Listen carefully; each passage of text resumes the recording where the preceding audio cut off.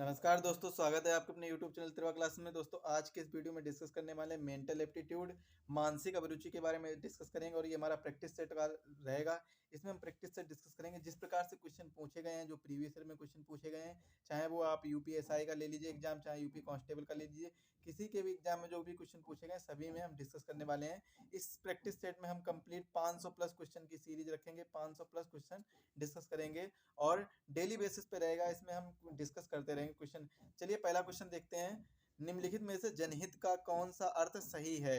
कौन सा अर्थ है जो जनहित के लिए सही बैठ रहा है? तो सबसे पहले मैंने एक वीडियो बनाया था जनहित के बारे में बताया। तो जनहित का मतलब क्या होता है? सार्वजनिक हित, मतलब जो सभी के लिए हित में हो, तो ये जनहित का हित मतलब होता है। तो ऑप्शन देखिए क्या है, प्रत्येक व्यक्ति को न्याय मिले, प्रत्येक व्यक्ति का कल्याण हो। तो ये दोनों ही ऑप्शन सही बैठ रहे हैं। तो इसका राइट आंसर क्या हो जाएगा? ऑप्शन सी इसका राइट आंसर हो जाएगा। ए तथा सी, प्रत्येक व्यक्ति को न्याय मिले, प्रत्येक व्यक्ति का कल्याण हो, ये सही हो जाएगा। इसके लिए जनहित का कौन सा अर्थ सही हो सकता है? ये दोनों सही हो सकते हैं। तो ऑप्शन सी इसका राइट आंसर हो जाएगा, ए तथा बी। अब यहां से क्वेश्चन आता है जनहित। जनहित शब्द का मतलब क्या होता है भाई? जनहित शब्द का मतलब होता है सार्वजनिक हित। और जनहित का कहीं भी संविधान में इसका वर्णन नहीं किया गया है। जनहित का वर्णन नहीं किया गया संविधान में। यह किसके द्वारा उत्पत्ति की गई है? यह न्यायालय की उत्पत्ति है और न्यायाधीशों के द्वारा इसे बनाया गया। न्यायाधीशों द्वारा निर्मित एक कानून है, एक विधि है, एक कानून है और यह न्यायालय की उत्पत्ति है, जनहित। तो जनहित शब्द सबसे पहले किसके द्वारा प्रयोग किया गया था? पीएन भगवती। और जब पीएन भगवती को ही जनहित याचिका यानी PIL, public interest litigation, PIL का जनक कहा जाता है। जनहित याचिका का जनक किसे कहा जाता है? पीएन भगवती को कहा जाता है। बहुत ही इंपॉर्टेंट क्वेश्चन है, काफी बार पूछा जा चुका है। अब इसके बाद में फर्स्ट टाइम पीआईएल किसके द्वारा की गई थी? तो पहली बार पीआईएल बिहार में एक केस हुआ था जब 40,000 कैदी संदिग्ध 40,000 कैदी पकड़े गए थे और जेल में बंदी बनाए गए थे। तो बिहार में केस हुआ था। तो उस वजह से जब वो आर्टिकल छपा न्यूज में, तो एक वकील थी कपिला हिंगोरानी जो कि माता कही जाती है पीआईएल की, मदर ऑफ पीआईएल कही जाती है। तो इन्होंने 9 मार्च 1979 को 9 मार्च 1979 को ये केस दर्ज किया था और इसमें कहा था, जिसका नाम रखा गया था हुसैन आरा खातून और ओआरएस बनाम बिहार सरकार केस। तो ये रखा गया था, इसका नाम था ये केस। और 9 मार्च 1979 को ये केस दर्ज किया गया था कपिला हिंगोरानी के द्वारा और उन्हें न्याय दिलाया गया था। इसका मतलब यहाँ से क्या होता है कि जनहित शब्द का अर्थ होता है, अगर सार्वजनिक हित मतलब इसमें ज्यादा से ज्यादा लोग, एक समूह का हित हो, एक सार्वजनिक हित हो, सभी के लिए हित हो, सभी को न्याय मिले, तो ये जनहित का मतलब होता है। जनहित संबंध एक यहाँ से और ये बनता है कि जनहित जो है वो कभी भी किसी निजी व्यक्ति के लाभ के लिए नहीं की जाती, सार्वजनिक हित के लिए की जाती है। जनहित का मतलब जो आगे के क्वेश्चन आएंगे इनमें हम डिस्कस करेंगे। अगला क्वेश्चन है, न्यायालय में जनहित याचिका निम्न में से किसके द्वारा प्रस्तुत की जा सकती है? तो न्यायालय में जनहित याचिका वो किसके द्वारा प्रस्तुत की जा सकती है? ये किसी भी व्यक्ति के द्वारा प्रस्तुत की जा सकती है या फिर किसी सामाजिक संस्था के द्वारा प्रस्तुत की जा सकती है। दोनों ऑप्शन सही हो जाएंगे। तो आपका राइट आंसर क्या हो जाएगा? ऑप्शन डी, ए तथा बी इसका राइट आंसर हो जाएगा। देखिए जो मेंटल एप्टीट्यूड है, मानसिक अभिरुचि वाला पोर्शन है, जिसमें जितने भी क्वेश्चन आएंगे वो सिर्फ और सिर्फ आपकी बुद्धि लब्धता परीक्षा ले रहा है, मतलब आपकी बुद्धि चेक कर रहा है, आईक्यू चेक कर रहा है कि किस तरीके से आप किसी भी चीज को, किसी भी बात को हैंडल कर रहे हैं। तो ये यहाँ पर यही है। और जो भी वीडियो ये देख रहे हैं तो उनका एक दायित्व बनता है कि ये सभी लोग सभी के पास वीडियो शेयर करें, क्योंकि इसमें हम कुछ ना कुछ कानून के बारे में बताएं, कुछ नियम के बारे में बताएंगे, कुछ विधि के बारे में बताएंगे, तो सभी के बारे में डिस्कस करेंगे। तो जो कि सभी सार्वजनिक यानी सभी समाज के लोगों का पता होना चाहिए, जितने भी समाज के लोग सभी को पता होना चाहिए। तो इनके बारे में हम डिस्कस करेंगे। तो राइट आंसर इसका क्या हो जाएगा कि जनहित याचिका किसके द्वारा प्रस्तुत की जा सकती है? जनहित याचिका कब होता है? जब देखिए अगर आपका सामने कोई भी मतलब किसी के प्रति विरोध हो रहा है, किसी के प्रति कुछ हो रहा है, गलत काम हो रहा है, या फिर कोई भी बंदी बनाया गया हो, गलत तरीके से बंधुआ मजदूरी कर रहा हो, इस तरीके से मैंने डिटेल से जनहित के बारे में डिस्कस किया है। तो उस वीडियो को आप देख लीजिए, आपको आई बटन पर और लास्ट में डिस्क्रिप्शन में भी इसको, आपको डिस्क्रिप्शन बॉक्स में इसकी लिंक दे दी जाएगी वीडियो की, जो मेंटल एप्टीट्यूड का थ्योरी पार्ट है। और जो थ्योरी पार्ट है वो बहुत ही जल्दी स्टार्ट हो जाएगा। अभी कुछ हेल्थ इश्यू की वजह से थ्योरी पार्ट आपका स्टार्ट नहीं हो पाया। यहाँ से इसका राइट आंसर क्या हो जाएगा? ए तथा बी इसका राइट आंसर हो जाएगा। नेक्स्ट क्वेश्चन देखिए क्या दिया गया। नेक्स्ट क्वेश्चन इंपॉर्टेंट क्वेश्चन है, एक जनहित के संबंध में निम्न में से कौन सा कथन सही है? तो जनहित के संबंध में निम्न में से कौन सा कथन है जो सही है? तो इसे न्यायालय की अनुमति के बिना वापस नहीं किया जा सकता है, तो ये भी बात सही है। जनहित बाद जनता की समस्याओं के निराकरण हेतु प्रस्तुत किए जाते हैं, ये भी बात सही है। जनता के हित में कोई भी सामाजिक संस्था अथवा जनप्रतिनिधि जनहित वाद प्रस्तुत कर सकता है। तो ये भी सही, तो इसका राइट आंसर क्या हो जाएगा, उपरोक्त सभी। ऑप्शन डी इसका राइट आंसर हो जाएगा कि जनहित के संबंध में जो भी बातें हैं क्या क्या है कि यह न्यायालय की अनुमति के बिना वापस नहीं किया जा सकता है। जनहित बात जनता की समस्याओं के निराकरण हेतु प्रस्तुत किए जाते हैं, और जनता के हित में कोई भी सामाजिक संस्था, कोई भी संगठन हो सकता है, कोई भी समूह हो सकता है, अथवा कोई भी जनप्रतिनिधित्व हो सकता है। जनप्रतिनिधित्व का मतलब होता है कि जो जनता का प्रतिनिधि करता हो, प्रतिनिधित्व करता हो, लीडरशिप करता हो, तो जनहित बात प्रस्तुत कर सकता है। जनता का प्रतिनिधित्व भी जनहित बात प्रस्तुत कर सकता है। तो ये बात है, तो इसका राइट आंसर हो जाएगा उपरोक्त सभी, ये तीनों सही हो जाएंगे। और आपको इसकी पीडीएफ के लिए बिल्कुल टेंशन नहीं लेनी है, आपको हमें व्हाट्सएप पर कांटेक्ट करना 7905407400। यहाँ से आपको इसकी पीडीएफ प्रोवाइड करा दी जाएगी, और जो चैनल का अबाउट पेज है वहां पर भी व्हाट्सएप नंबर दिया गया है, वहां से आप कांटेक्ट कर लीजिए। अगला क्वेश्चन है, सार्वजनिक उपद्रव तथा अथवा सार्वजनिक असुविधा का अपराध भारतीय दंड संहिता की किस धारा में उल्लिखित है? तो किस धारा में उल्लिखित है ये आपको बताना है। तो इसका राइट आंसर क्या हो जाएगा, धारा 268 में। धारा 268 में उल्लिखित है सार्वजनिक उपद्रव तथा सार्वजनिक असुविधा का अपराध। तो ये धारा 268 में उल्लिखित है, धारा 268 में दिया गया है। अब बात आती है कि धारा 280 में क्या दिया गया है। तो मेरे प्यारे भाई, धारा 280 में दिया गया है कि कोई भी जलयान है इसको उपेक्षा से चलाना, इस तरीके से चलाना जिससे मानव जीवन में संकट उत्पन्न हो जाए। तो ये धारा 280 में बात कही गई है।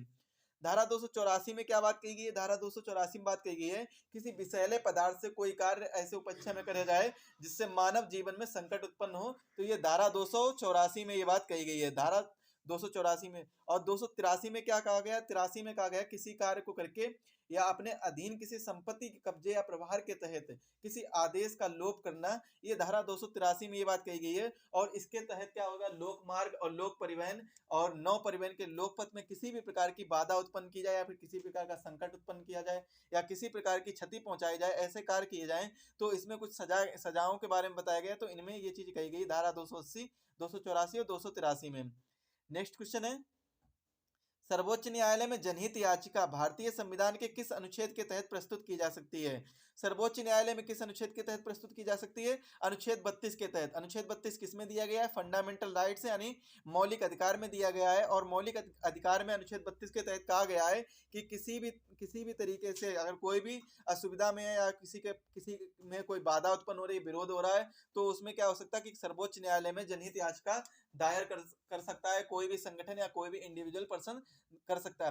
अब बात आती है फंडामेंटल राइट्स की। तो फंडामेंटल राइट्स संविधान में किस पार्ट में है, पार्ट 3 में है। और संविधान के कौन से अनुच्छेद में वर्णन किया गया, 12 से 35 तक किया गया। कहां से लिए गए, ये यूएसए संयुक्त राज्य अमेरिका से लिए गए। यूएसए में इसका नाम क्या था, बिल ऑफ राइट्स था, तो इसे यहाँ पर फंडामेंटल राइट्स रख दिया गया। और अमेरिका में जो बिल ऑफ राइट्स है वहां पर कितने, टोटल 10 हैं। अपने भारत में कितने, जब मूल रूप से संविधान बनकर तैयार हुआ था तब 7 थे, लेकिन इस समय करंट टाइम में 6 मौलिक अधिकार हैं।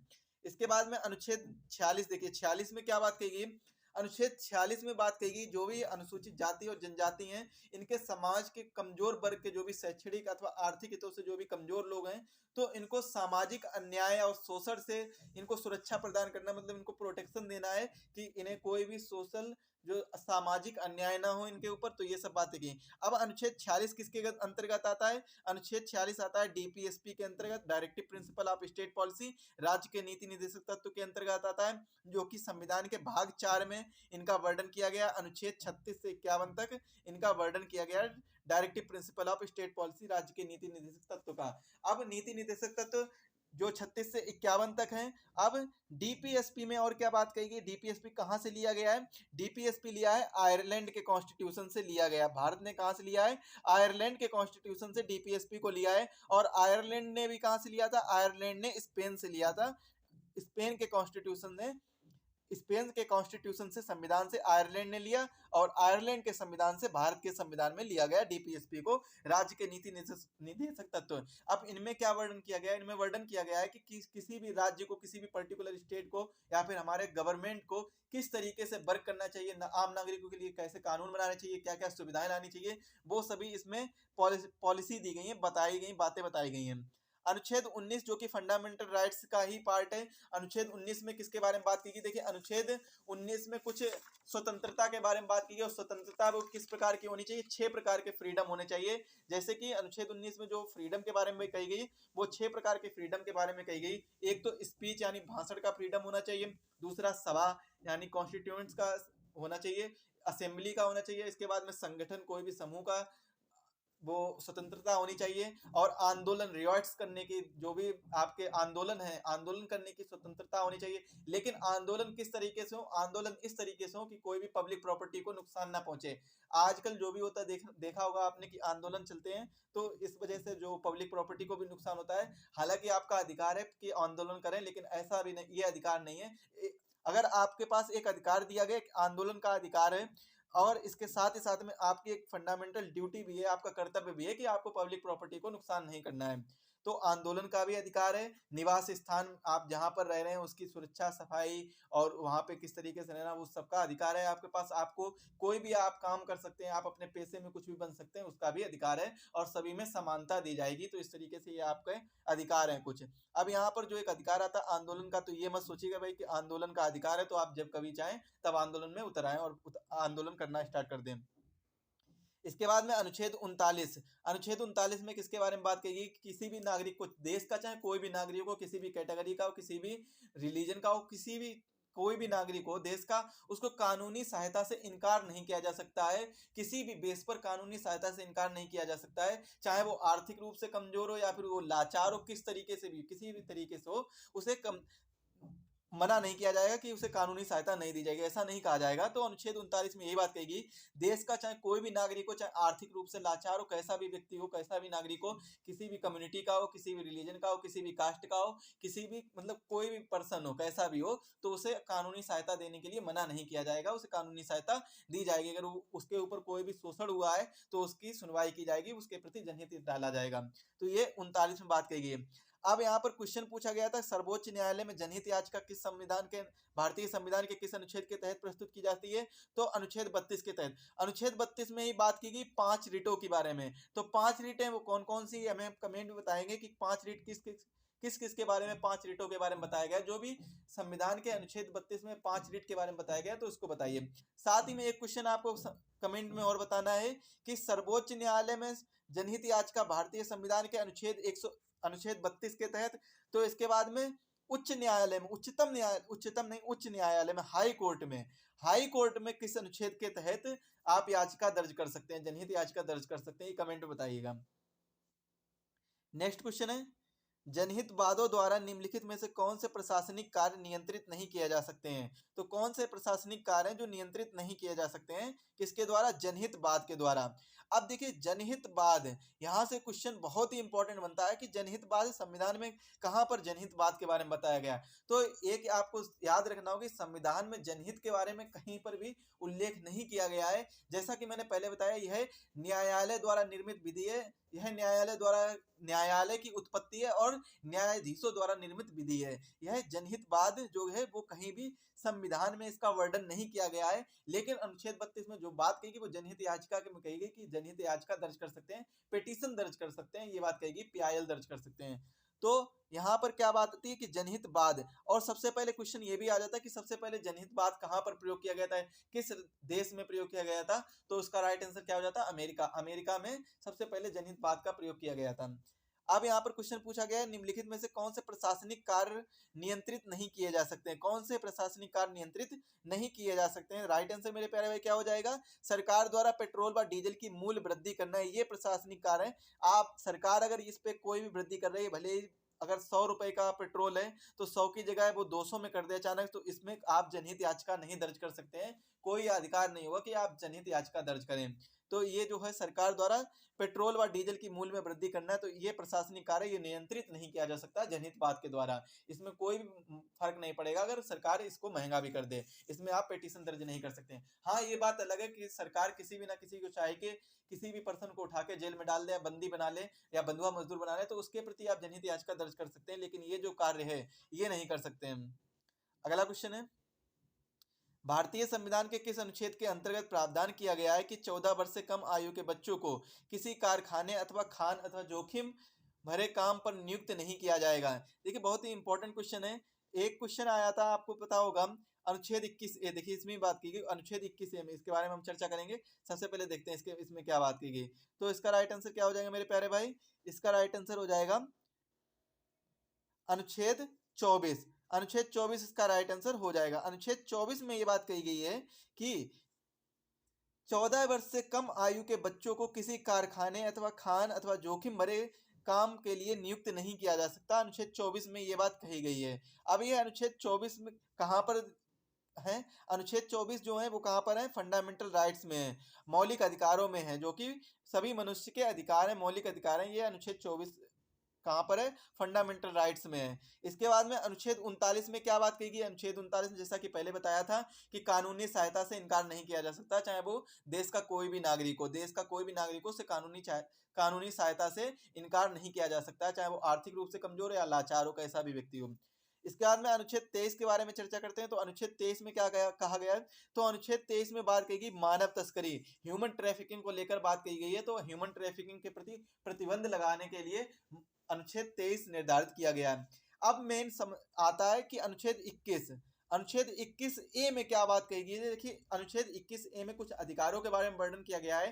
तो 21 ए जो है वो कब जोड़ा गया था? 86वें संविधान संशोधन के तहत जोड़ा गया था।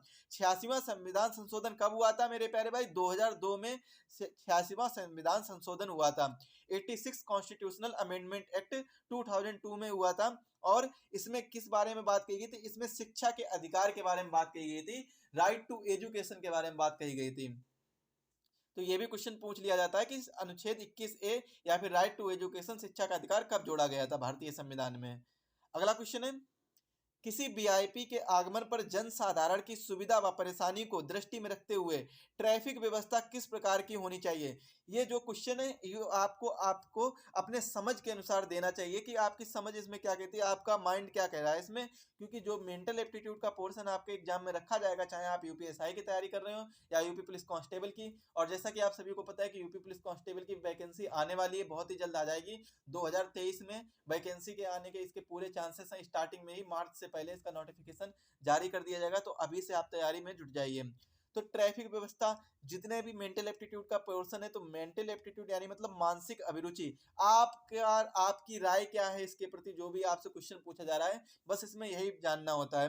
तो इसको आप एक बार पढ़िए, और इसमें ज्यादा से ज्यादा ये कनेक्टिंग सब्जेक्ट है, संविधान से रिलेटेड है, क्योंकि संविधान में भी कुछ ना कुछ नियम कानून के बारे में बताया गया है। अगर आपने संविधान अच्छे से पढ़ा होगा तो इसके आप 80% क्वेश्चन इसको बिना पढ़े ही कर सकते हैं।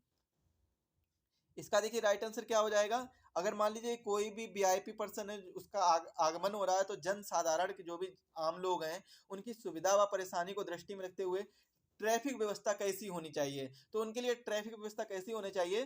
तो जब तक सुरक्षा आदि कारणों से मिनटों कुछ के लिए उसे रोकना अति आवश्यक ना हो, तब तक यातायात को सुचारू रूप से चलने रहने देना चाहिए।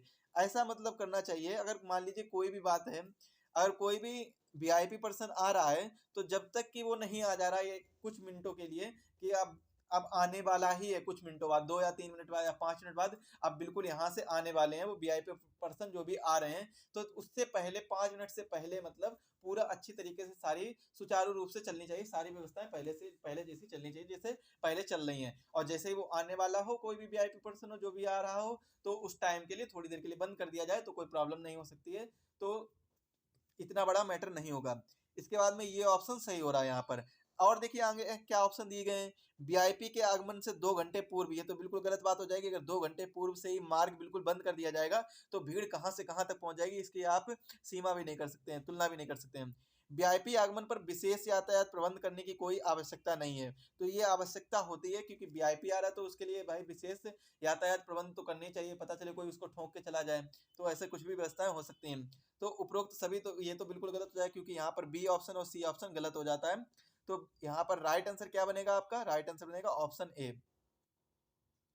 अगला क्वेश्चन है, निम्नलिखित में से कौन सा कार्य लोक असुविधा का कार्य नहीं है? लोक असुविधा का कार्य कौन सा नहीं है? तो विद्युत अथवा जल की आपूर्ति सुचारू रूप से न किया जाना, ये लोक असुविधा का कार्य नहीं है। नेक्स्ट क्वेश्चन है, जनसाधारण हित याचिकाओं को स्वीकार करने का निम्नलिखित में से किसे निम्नलिखित में से कौन सा आधार पर्याप्त नहीं है? तो कौन सा आधार है जो पर्याप्त नहीं है? देखिए काफी ज्यादा दिए गए, अगर हम पढ़ेंगे इसको तो काफी टाइम हो जाएगा, तो इसका राइट आंसर क्या हो जाएगा? यह एक लोक सेवक द्वारा प्रस्तुत किया गया है। तो यह एक लोक सेवक द्वारा प्रस्तुत किया गया है। बल्कि क्या होता है कि इसको जनहित याचिका को कोई भी प्रस्तुत कर सकता है, कोई भी प्रस्तुत कर सकता है, ये जरूरी नहीं है कि कौन प्रस्तुत कर रहा है। अगर कोई एक संगठन भी प्रस्तुत कर सकता है, कुछ कोई भी प्रस्तुत कर सकता है। और क्वेश्चन पूछा गया कि पर्याप्त नहीं है, कौन सा आधार पर्याप्त नहीं है।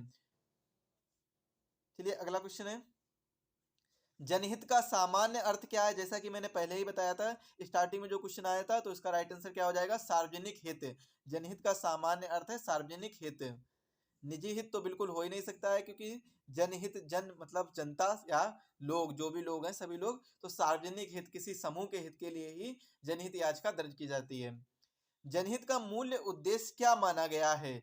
जनहित का मूल्य उद्देश्य क्या माना गया है? तो यह सामाजिक न्याय माना गया है। इसका मूल्य उद्देश्य क्या है? सामाजिक न्याय। सांप्रदायिक सद्भाव, ये इसका पूरा अलग ही चैप्टर बन जाता है, तो इसके बारे में भी डिस्कस करेंगे।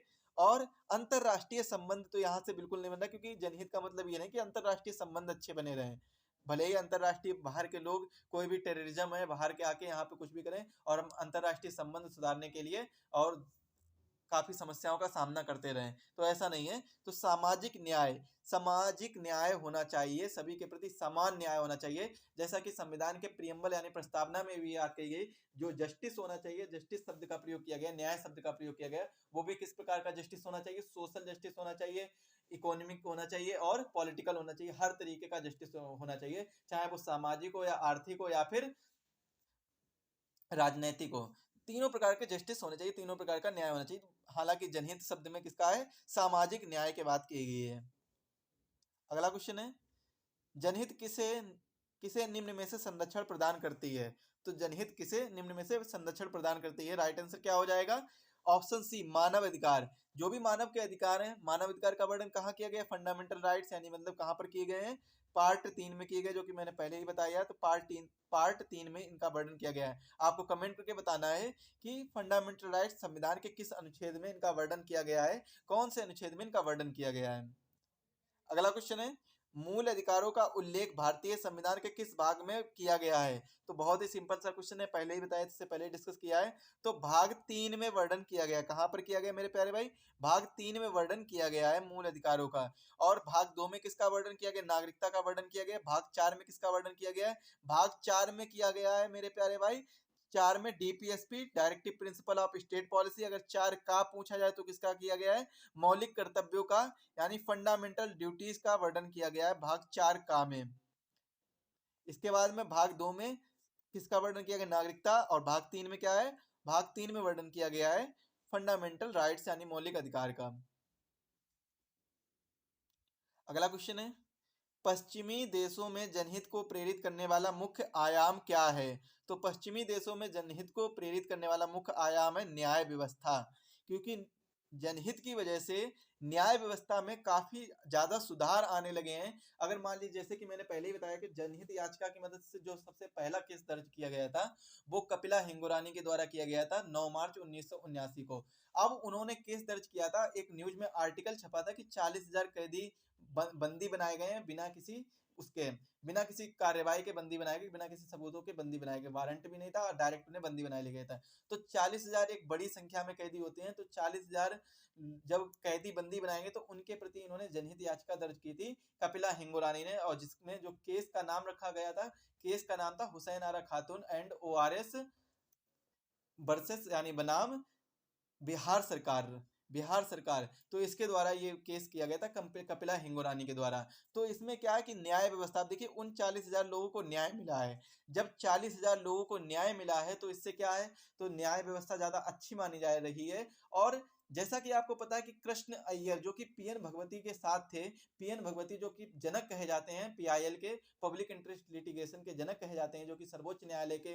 अब देखिए यहाँ पर क्वेश्चन क्या आता है कि जब 1979 में जो केस हुआ था, उसमें किसकी बेंच थी, किसकी बेंच में ये केस हुआ था? तो पीएन भगवती की बेंच में ही ये केस हुआ था 1979 वाला, जो कपिला हिंगोरानी ने पीआईएल दर्ज की थी। और पीएन भगवती ने इससे पहले कई प्रयास किए थे। इन्होंने ये भी कहा था कि लोगों को न्याय के पास नहीं आना चाहिए, बल्कि न्याय लोगों के पास पहुंचना चाहिए। इन्होंने ऐसी इनकी मांग कही गई थी। देखिए आज के समय में होता भी है, पुलिस डायल होता है तो जैसे ही आप डायल करते हैं तो तुरंत पुलिस आपके पास पहुंचती है और आपकी समस्याएं सुनती है। तो इन्हीं की बातों का अनुसरण हो रहा है पीएन भगवती साहब के। तो इसके बाद में इनके साथ में एक वकील थे कृष्ण अय्यर, इन्होंने भी काफी सपोर्ट किया था। सबसे पहले इन्होंने ही जनहित के बारे में बताया था कि इस तरीके से लोगों का होना चाहिए। लोगों के बारे में बताया था कि न्याय किस तरीके से, चाहे कैसा भी व्यक्ति हो, उन्हें न्याय मिलना चाहिए। और ये जरूरी नहीं है कि उसके पास अगर आर्थिक रूप से कमजोर है और रुपए नहीं है, न्यायालय की फीस नहीं दे पा रहा है, तब उसे वो न्यायालय नहीं आ सकता है। तो कृष्ण अय्यर जी ने शुरुआत की थी, अगर कोई भी व्यक्ति है जो कमजोर है, आर्थिक रूप से कमजोर है, लाचार है, अगर वो न्यायालय की फीस भी नहीं दे पा रहा तो उसके लिए न्यायालय की फीस भी माफ कर दी जाएगी। अब वो केवल आए और जनहित याचिका दर्ज करे, अपना न्याय ले ले। तो इस तरीके से न्याय बांटना स्टार्ट कर दिया था इन लोगों ने एक तरीके से। और इसीलिए न्याय व्यवस्था ही पश्चिमी देशों में जनहित को प्रेरित करने वाला एक प्रमुख कारण है।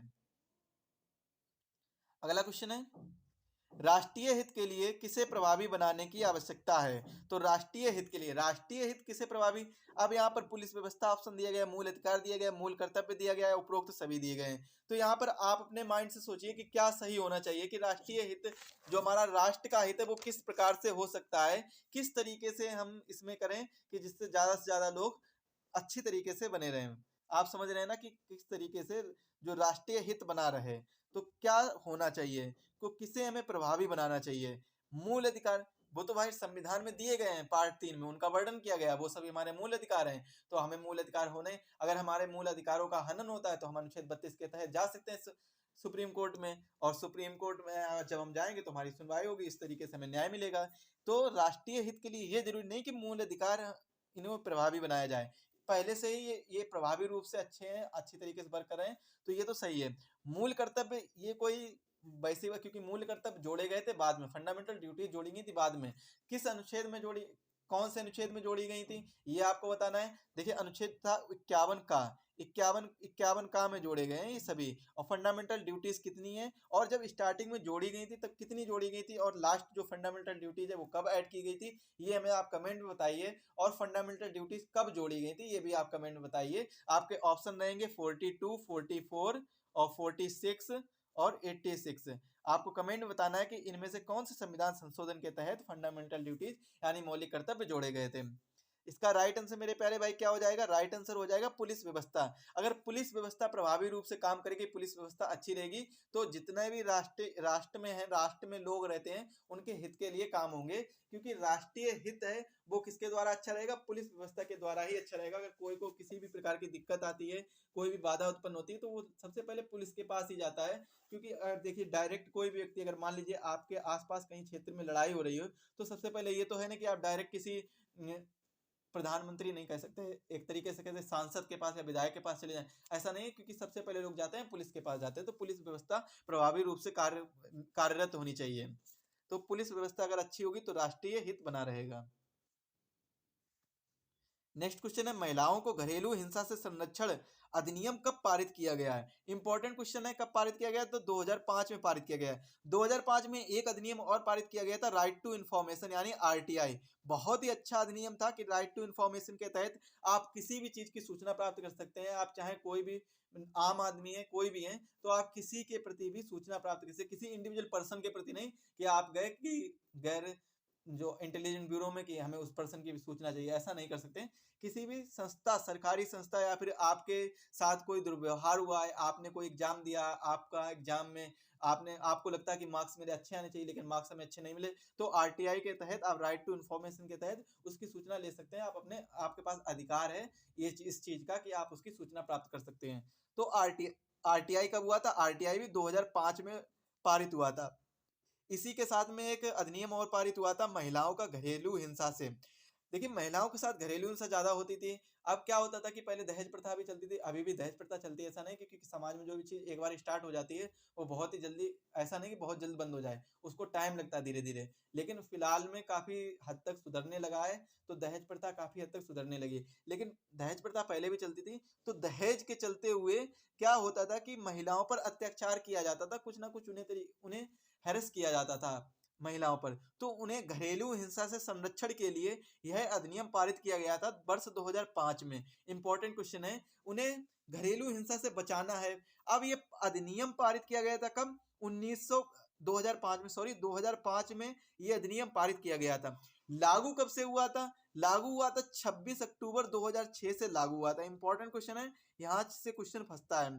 तो 26 अक्टूबर 2006 से लागू हुआ था, क्योंकि काफी लोगों को याद रहता है कि 2006 में जब लागू हुआ था तो 2005 को टिक ही नहीं करते हैं लोग, 2006 को टिक कर लेते हैं। तो 2006 में लागू हुआ था, जो अधिनियम है वो कब कौन सा है? वर्ष 2005 का अधिनियम है, ये चीज याद रखनी होगी।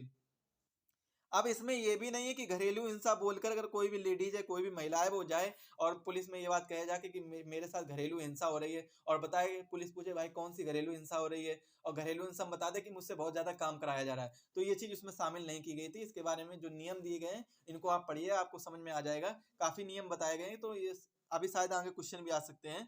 चलिए अगला क्वेश्चन देखते हैं। अगला ही क्वेश्चन आ रहा है, देखिए, घरेलू हिंसा में निम्नलिखित में से क्या सम्मिलित नहीं है? अधिक घरेलू कार्य कराना, ये सम्मिलित नहीं है, बल्कि दहेज की मांग के कारण महिला का उत्पीड़न करना, ऐसे कार्य जिससे महिला के मानसिक स्वास्थ्य को क्षति हो, ऐसा कार्य जिससे महिला के शारीरिक व्यवस्था स्वास्थ्य को खतरा हो, तो ये सभी तो सम्मिलित हैं, लेकिन अधिक घरेलू कार्य कराना ये सम्मिलित नहीं है। तो इसका राइट आंसर ऑप्शन डी हो जाएगा। अगला क्वेश्चन है, निम्नलिखित में से कौन सा कार्य घरेलू हिंसा में शामिल है? अब इसमें देखिए पूछा गया कौन सा कार्य है जो घरेलू हिंसा में शामिल है, तो ये सभी कार्य हैं जो घरेलू हिंसा में शामिल हैं। महिलाओं को या उसके बच्चों को जान से मारने की धमकी देना, महिलाओं पर चरित्रहीन होने का आरोप लगाना, बेटे को जन्म ना देने के कारण महिला को अपमानित करना। देखिए ये तो ज्यादातर चर्चित में रहती है, कई जगह आपने देखा होगा, आपके आसपास की बात बता रहा हूँ, ऐसी समस्याएं होती होंगी कि अगर कोई भी महिला किसी अपने बेटे को जन्म नहीं दे पा रही है, तो क्या होता है कि उसके ऊपर उसे अपमानित किया जाता है। कोई अगर जैसे बेटा नहीं जन्म हो रहा, बेटियां पैदा हो रही हैं, तो इस तरीके से अपमानित किया जा सकता है। तो यहाँ से क्या होता है, ये यहाँ से एक पॉइंट, घरेलू हिंसा भी बन रही है, साथ में इसके एक भ्रूण हिंसा भी होती रहती है, भ्रूण हत्या भी चलती रहती है, तो इसको भी यही आगे बढ़ाता है। अगला क्वेश्चन है, घरेलू हिंसा से संबंधित रिपोर्ट मिलने पर एक पुलिस अधिकारी का कर्तव्य है कि वह पीड़ित महिला को सूचित करे कि, क्या सूचित करे ये बताना है आपको, वह अपने प्रार्थना पत्र में उपरोक्त आदेशों के लिए प्रार्थना कर सकती है, ये इसका राइट आंसर हो जाएगा। वह अपने प्रार्थना पत्र में उपरोक्त आदेशों के लिए प्रार्थना कर सकती है। दोस्तों आज की वीडियो के लिए बस इतना ही रखते हैं। आज हमने डिस्कस किए कुल 20 क्वेश्चन। 20 क्वेश्चन के बाद कल हम भी डिस्कस करेंगे, कल के वीडियो में आपको मिलेंगे 20 क्वेश्चन। इसके बाद 20-20 क्वेश्चन करके हम टोटल आपके वीडियो 25 सेट में कवर करेंगे, जो कि आपके 500 प्लस क्वेश्चन हम डिस्कस करने की कोशिश करेंगे, 500 से ज्यादा क्वेश्चन डिस्कस करने की कोशिश करेंगे। आगे वीडियो की ड्यूरेशन भी बढ़ जाएगी। अभी जो हमारा वीडियो रहेगा लगभग आधे घंटे का वीडियो है, तो इसमें जो कि हमारा पहला वीडियो है, लेकिन हम कोशिश करेंगे नेक्स्ट वीडियो में 20 से ज्यादा क्वेश्चन डिस्कस करने की कोशिश करें। आपके जो 25 वीडियो में आपको 500 से प्लस क्वेश्चन कराएंगे, साथ ही में एक वीडियो आपका मैराथन वाला मिल जाएगा, जो कि 4 से 5 घंटे का रहेगा, जिसमें हम ज्यादा से ज्यादा क्वेश्चन डिस्कस करने की कोशिश करेंगे। 500 से 600 जो भी हमारे प्रीवियस ईयर क्वेश्चन है वो डिस्कस करने की कोशिश करेंगे, और ये सभी आपको एग्जाम से पहले ही करा दिया जाएगा। आपके यूपी पुलिस कांस्टेबल का एग्जाम होगा, उससे पहले ये सभी आपको सारे नोट्स मिल जाएंगे, सारी चीजें प्रोवाइड करा दी जाएंगी, और रेडियो ऑपरेटर के एग्जाम से पहले ही आपकी इसकी पूरी कंप्लीट तैयारी करा दी जाएगी प्रैक्टिस सेट की मदद से। साथ में ही थ्योरी पोर्सन आपका बहुत जल्दी स्टार्ट हो जाएगा, 2 से 3 दिन में आपका थ्योरी पोर्सन स्टार्ट हो जाएगा। थ्योरी पोर्सन में हमने 3 टॉपिक कवर कर लिए हैं, एक तो जनहित हो गया, एक सांप्रदायिक सद्भाव हो गया, और हो गया लॉ एंड ऑर्डर, कानून एवं शांति व्यवस्था। ये 3 टॉपिक कवर कर लिए हैं। जो हमारा नेक्स्ट टॉपिक है क्राइम कंट्रोल, अपराध नियंत्रण है, इसको हम डिस्कस करेंगे। और भी कई टॉपिक है, कम्युनल हार्मनी, और जैसे कि बहुत से टॉपिक हैं, इनके बारे में डिस्कस करेंगे। वो ज्यादा टॉपिक नहीं बचे हैं, छोटे छोटे टॉपिक बचे हैं। जो हमारा क्राइम कंट्रोल टॉपिक है, अपराध नियंत्रण, तो क्राइम कंट्रोल टॉपिक ही एक ऐसा है जो कि बड़ा टॉपिक है, जो कि हम 3 से 4 सेट में डिस्कस करेंगे। इसको हम बहुत ही जल्द डिस्कस करने वाले हैं, तो आप चैनल पर बने रहें। चैनल पर नए हो जो साथी, चैनल को सब्सक्राइब कर लें और बेल आइकन को प्रेस करें, जिससे वीडियो की लेटेस्ट नोटिफिकेशन सबसे पहले आपके पास पहुंचे। मिलते हैं अगले वीडियो में, तब तक के लिए धन्यवाद। सभी लोग स्वस्थ रहें, मस्त रहें।